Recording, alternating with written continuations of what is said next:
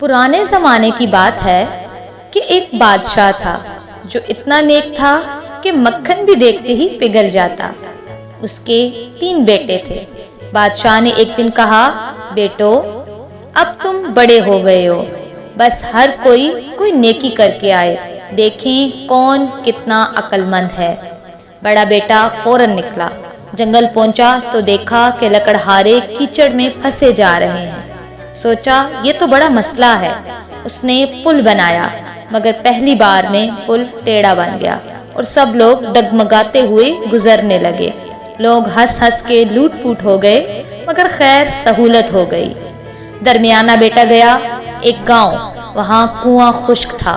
उसने मजदूर बुलाए, सब मिलकर खोदने लगे। जब नया कुआं निकला तो इतना मीठा पानी निकला कि गांव वाले उसे शहजादे का शरबत कहने लगे।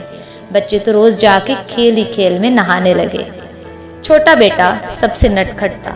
वो गया, उसने रास्ते में जहां डाकू बैठे थे, डाकुओं ने कहा, ओए पर्स निकालो। शहजादे ने कहा, पर्स तो है ही नहीं, अलबत्ता बादशाह का बेटा हूँ। डाकू हंसने लगे। शहजादे ने उन्हें समझाया कि लूट मार से अच्छा है कि कबाब बेचो, मजा भी है और कमाई भी। डाकू मान गए और वाकई कबाब बेचने लगे। यूं राहगीर अब डरते नहीं बल्कि भूखे भूखे कबाब खाते रखते। जब तीनों वापस आए, अपने कारनामे सुनाए, तो बादशाह जोर जोर से हंसने लगा।